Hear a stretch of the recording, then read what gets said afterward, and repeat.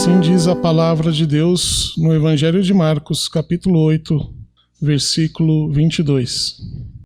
Então chegaram a Betsaida e lhe trouxeram um cego, rogando-lhe que o tocasse. Jesus, tomando o cego pela mão, levou-o para fora da aldeia e, aplicando-lhe saliva aos olhos e impondo-lhe as mãos, perguntou-lhe: Vês alguma coisa? E este, recobrando a vista, respondeu: Vejo os homens, porque como árvores os vejo andando. Então novamente lhe pôs as mãos nos olhos, e ele, passando a ver claramente, ficou restabelecido, e tudo distinguia de modo perfeito. E mandou-o Jesus embora para casa, recomendando-lhe que não entreis na aldeia. Oremos mais uma vez, meus irmãos, neste momento. Senhor Deus, nosso Pai, obrigado pelo privilégio de poder ler a Tua Palavra, de poder proclamar a Tua Palavra e de poder ouvir a Tua Palavra, ó Deus. Nos abençoe neste momento, ó Pai, que nosso coração esteja preparado para ouvir a Tua Palavra, que seja uma terra fértil e não uma terra seca, ó Deus, porque que a Tua semente, ao brotar, possa gerar e gerar mais frutos através da Tua Palavra, ó Deus. Abençoe as nossas vidas, abençoe as famílias aqui representadas, ó Pai. Tire de nosso coração qualquer tristeza, de nossas mentes qualquer preocupação, e também, ó Deus, afaste de nós o sono neste momento, ó Pai, para que possamos estar atentos a ouvir a Tua Palavra, ó Pai. Ó Deus, nos abençoe neste momento, ó Pai. Sempre, ó Pai, nos preenchendo com o Teu Santo Espírito, porque temos o Teu Santo Espírito em nós. Pedimos, ó Pai, para que nos abençoe neste momento, do ouvir, do proclamar e de viver a Tua Palavra. Guarde nossos corações neste momento, Pai. O Teu santo e bendito Evangelho que eu oro e agradeço no nome santo de Jesus. Amém. Meus irmãos, em um mundo polarizado, onde há nitidamente dois polos, ou seja, qual a palavra polarizado? A distância entre pessoas, a distância entre pensamentos e a distância entre realidades e verdades.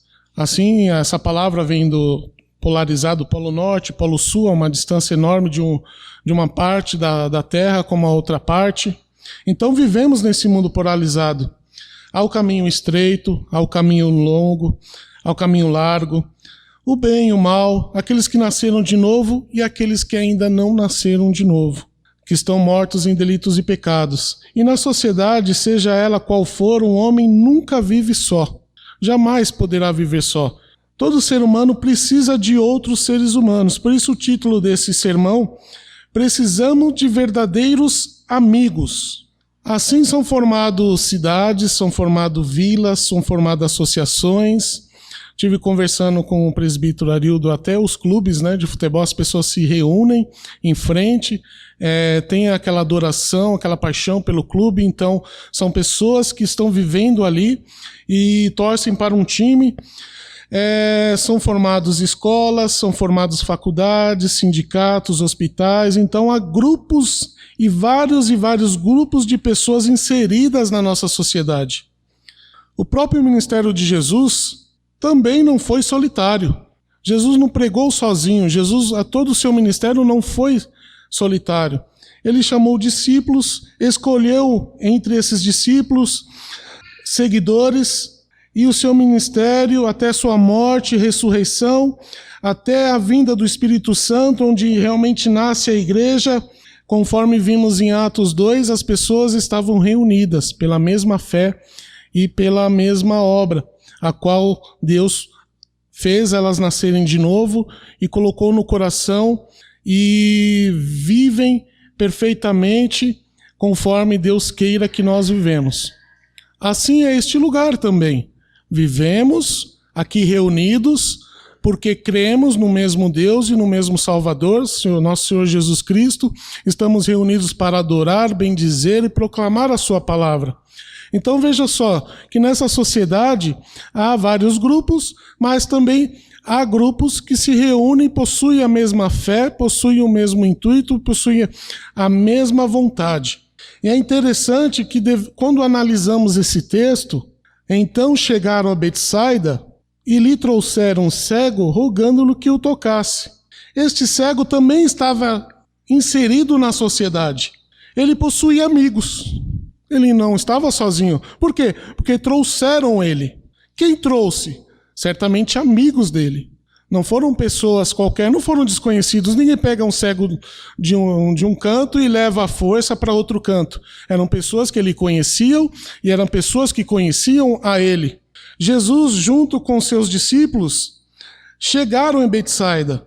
Betsaida era uma cidade portuária, para nós sabermos geograficamente. Ela era uma cidade portuária, junto ao mar da Galileia, e o seu nome em hebraico significa casa de pesca. E era bem próximo de Cafarnaum. Ao chegarem a este lugar, os amigos deste cego levaram-o até Jesus. E não só levaram, mas rogaram que lhe tocasse. Sim, seus amigos, homens que provavelmente estavam na grande multidão, no início do capítulo 8, presenciaram grande milagre da multiplicação dos pães e peixes. Creram em Jesus. Viram que tinha um amigo com dificuldade e levaram ele até Jesus.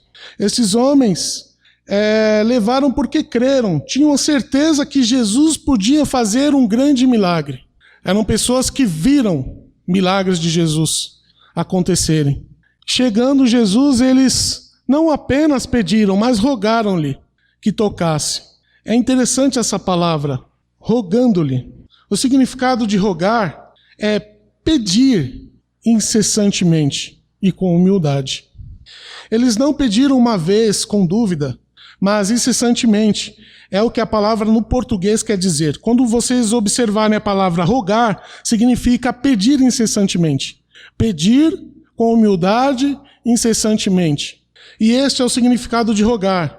Creio que o evangelista Marcos foi bem detalhista nisso. Eles creram em Jesus, levaram alguém que precisava de Jesus e pediram com insistência e com humildade. Nós aprendemos aqui sobre a oração, e a oração ela possui muitas faces. E uma verdadeira face é confiar, é ter fé, é rogar, é pedir com insistência, é crer.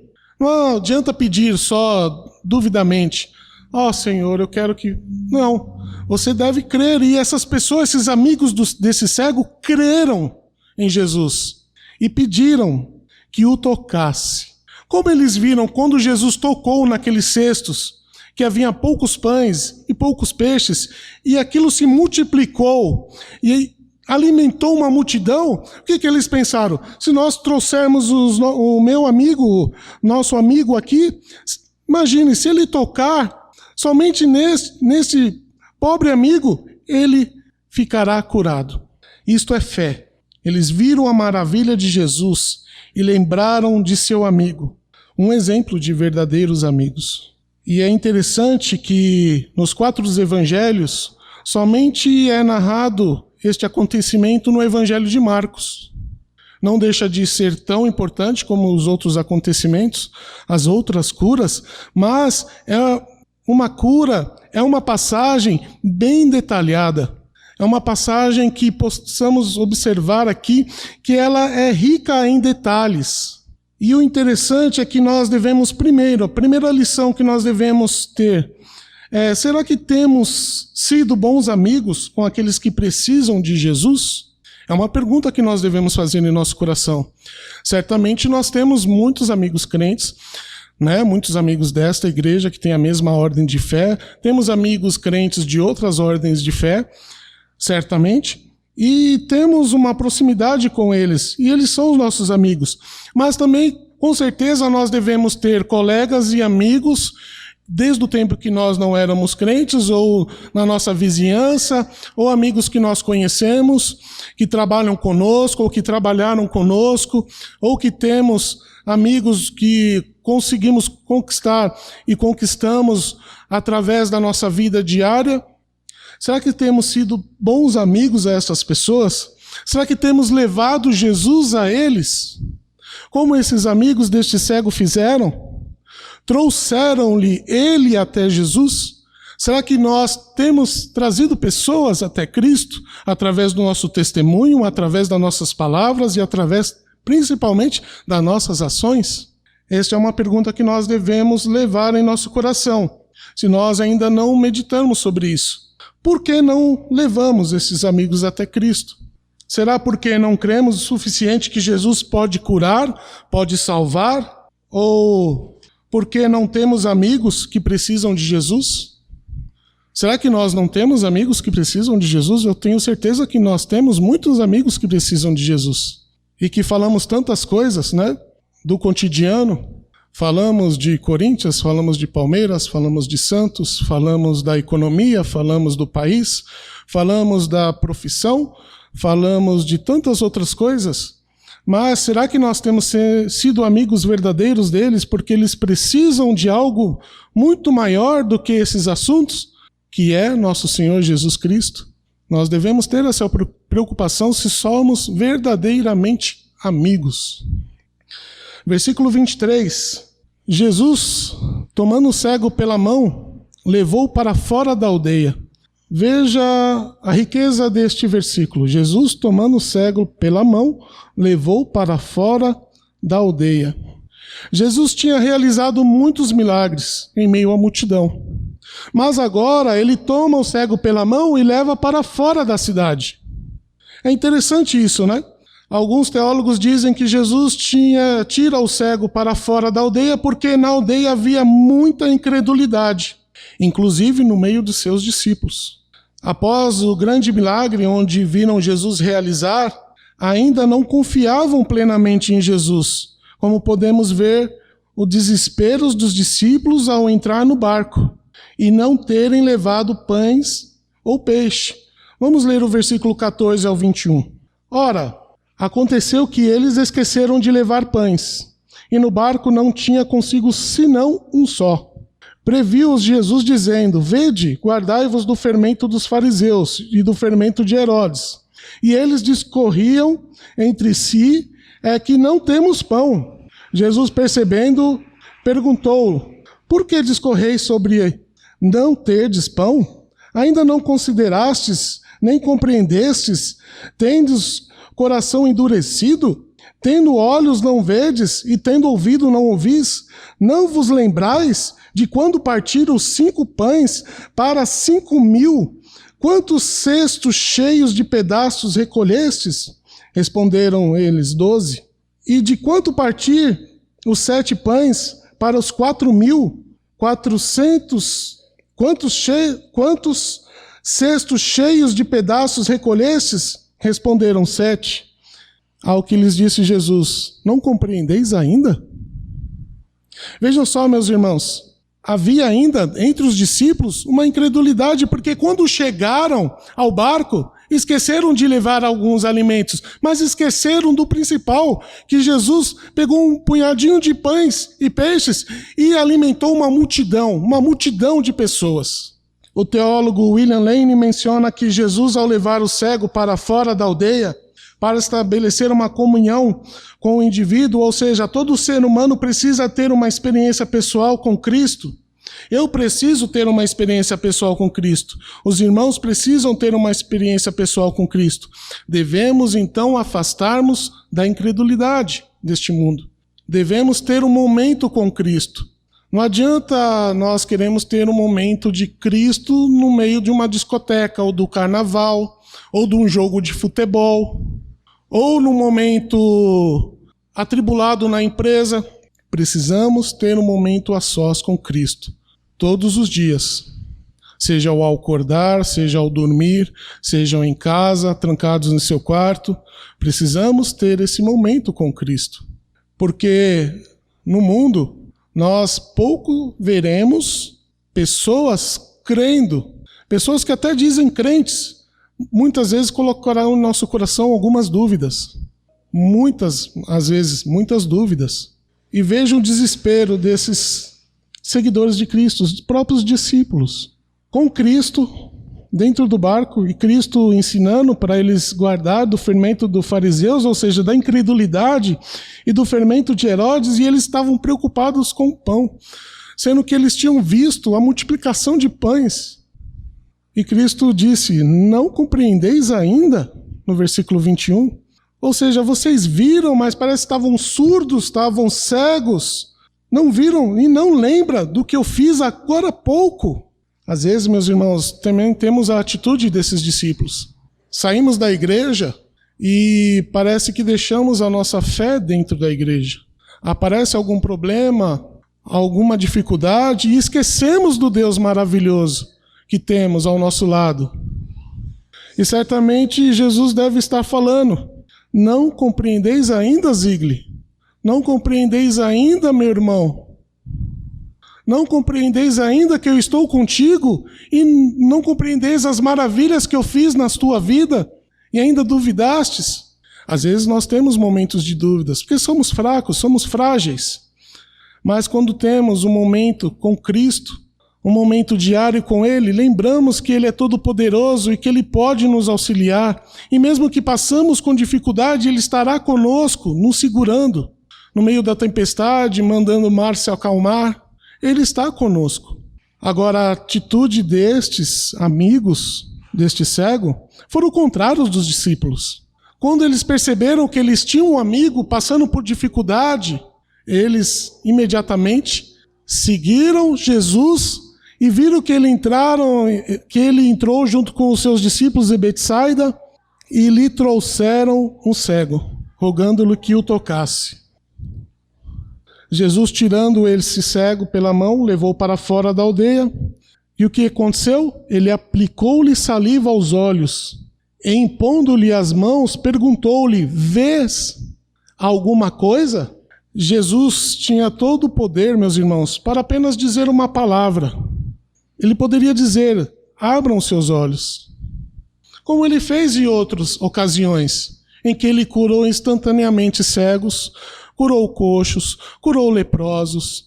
Por uma palavra só ele disse: saia para fora, Lázaro. E o morto ressuscitou. Por uma só palavra ele disse: Talita cumi, levante-se, ou menina, levante-se. E aquela menina morta ressuscitou. Mas é interessante que Jesus, neste milagre, ele aplicou-lhe a própria saliva aos olhos, e impondo-lhe as mãos, perguntou-lhe: vês alguma coisa? Aqui nós podemos ver claramente a ação de Jesus como Deus também criador. Conforme vemos lá em João, que nada do que foi feito se fez sem ele. E quando lemos Gênesis, que todas as coisas foram criadas pela sua voz, pela sua palavra, aqui nós vemos e comparamos o cuidado de Jesus tem com o ser humano. O mesmo cuidado da criação que Deus teve com o homem. Quando Deus formou pelas próprias mãos o homem, um cuidado especial, e aplicou-lhe o fôlego da vida com suas próprias mãos. Aqui é o carinho de um Deus todo-poderoso que poderia dizer: esteja curado. Não, ele aplicou-lhe a própria saliva, e aplicando-lhe a saliva no homem, impôs-lhes as próprias mãos e disse-lhe: vês alguma coisa? O carinho que Deus tem conosco. Desde a criação de Adão, do primeiro homem e da primeira mulher, Eva, a qual ele forma com suas próprias mãos, é o mesmo carinho que ele tem aqui, nesta passagem. Ele toca. Como os amigos pediram, rogaram-lhe que o tocasse. E Jesus o toca. Jesus, sendo Deus, na segunda pessoa da Trindade, tem o mesmo carinho de restaurar os olhos deste homem, como teve na formação do primeiro homem em Gênesis. Jesus aplica a sua saliva aos olhos, impõe-lhe as mãos, como o mesmo cuidado que Deus soprou o fôlego da vida ao primeiro homem. Mas veja, Jesus perguntou-lhe: vês alguma coisa? Versículo 24. Este, recobrando-lhe a vista, respondeu: vejo os homens, porque como as árvores os vejo andando. Podemos aprender aqui que este cego não era um cego de nascença, Mas em algum momento da vida dele, ele enxergou, porque ele soube distinguir homens de árvores. Porque ele disse, respondeu, vejo os homens, porque como árvore os vejo andando. Ou seja, ele sabia quem era um homem e quem era uma árvore, mas a visão ainda estava obscurecida, estava embaçada. Podemos aprender que este cego, ele soube distinguir porque ele tinha lembranças. E segundo o pastor presbiteriano J. Vernon McGee, e também, de acordo com ele, o pastor batista Charles Reading, Jesus queria transmitir algumas lições com este milagre progressivo. Quando Jesus toca em nossas mentes, em nossos corações, começamos a enxergar. Nossos olhos antes estavam mortos para as coisas de Deus, agora ganham vida, pois somente Jesus é a luz do mundo, e onde Jesus está, trevas se dissipam. Porém, ainda somos limitados e necessitamos de Jesus a cada dia de nossas vidas. Precisamos dele. Precisamos ser discipulados por ele. Porque no início da nossa conversão, muitas vezes nós enxergamos homens como árvores. Nós não sabemos distinguir uma coisa de outra. E nós devemos caminhar agora junto com a igreja, junto com os irmãos, junto com Cristo, para aprendermos, para vivermos uma fé verdadeira. Nós jamais vivemos para viver isolados das coisas de Deus. Há crentes que muitas vezes pensam, bom, eu agora aceitei a Cristo, então eu não preciso estudar. Para que estudar a palavra de Deus? Eu posso só ler na igreja. Tem denominações, que eu não vou falar no nome, que pensam assim. Creio que o estudo da palavra não é importante. Mas é importante somente ouvir uma revelação ou pegar a Bíblia, abri-la e ver o que Deus tem para falar em um versículo isolado e ter aquilo como verdade. Não. Devemos caminhar junto com Cristo, debruçar na palavra, aprender junto com Cristo, para que nossas vistas não sejam como a vista deste homem, que via homens como árvores. Versículo 25. Então, novamente, lhe pôs as mãos nos olhos e, passando a ver claramente, ficou restabelecido e tudo distinguia de modo perfeito. Na primeira vez, o homem não tinha discernimento.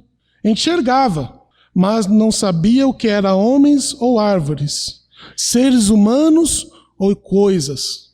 Muitos crentes nos nossos dias ainda andam com a visão obscurecida, não sabem distinguir homens de coisas.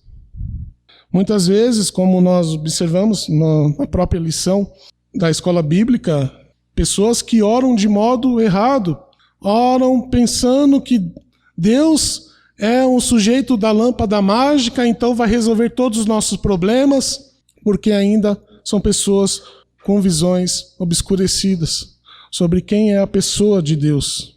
Querem coisas e não se contentam com Jesus como Senhor e Salvador. Mostram que precisam de um segundo toque de Jesus. Necessitam que Jesus dê discernimento a elas, pois logo que são tocadas por Jesus, ainda vivem com suas visões obscurecidas e sentem dúvidas, não têm certeza do que vem, precisam de Jesus que os toque novamente. Podemos aprender também algumas lições com isso.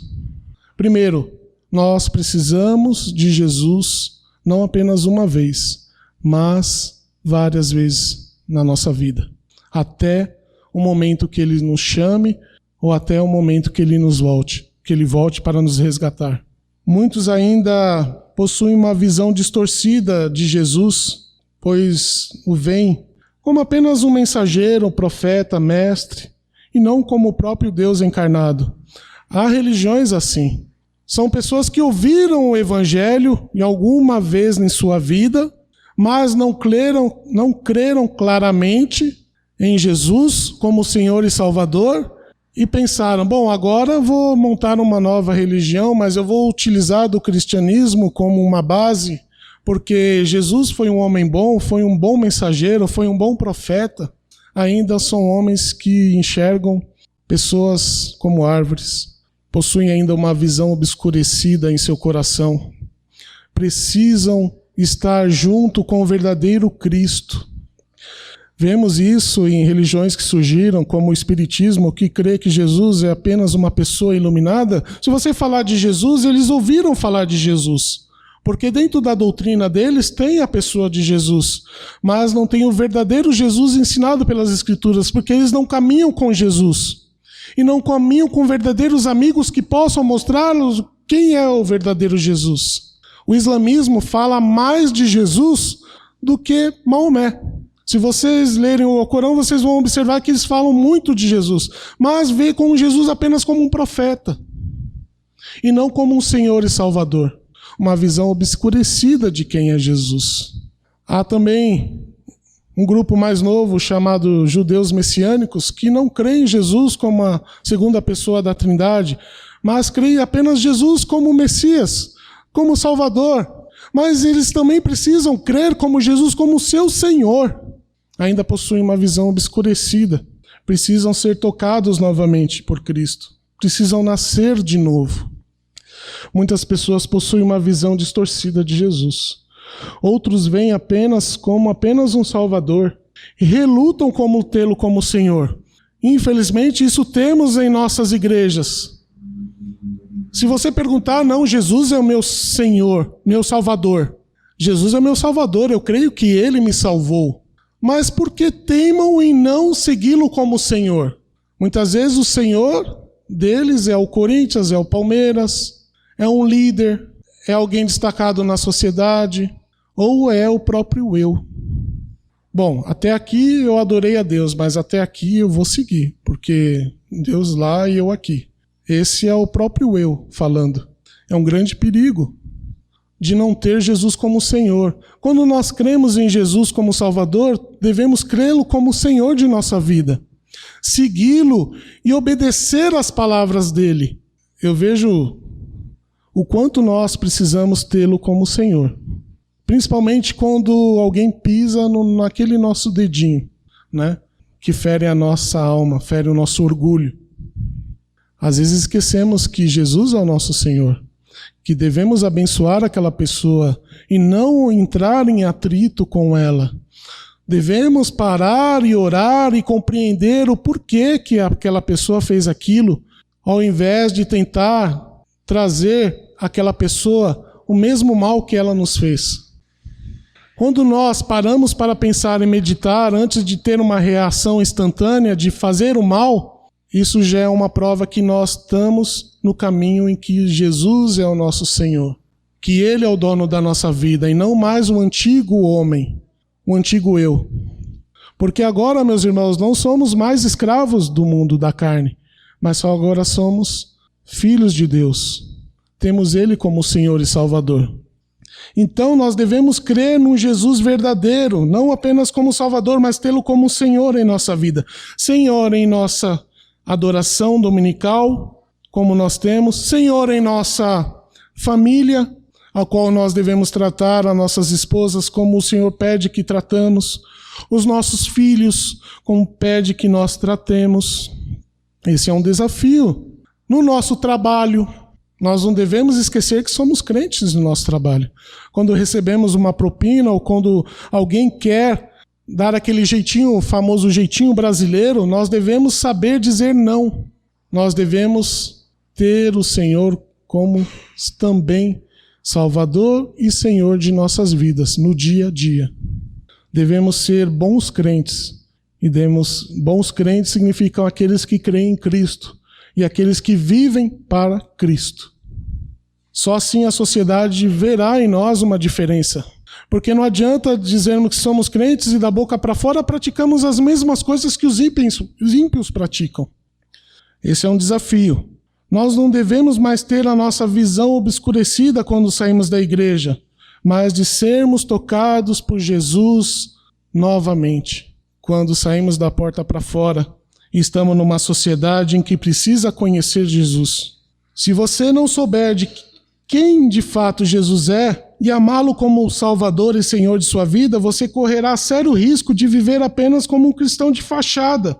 Ou como um cristão, eu acho que aqui não tem nenhum Raimundo, né? Porque uma vez eu falei na igreja, numa outra igreja, em um outro sermão, que a gente não deve viver como cristão, como um cristão Raimundo, um pé na igreja, outro no mundo.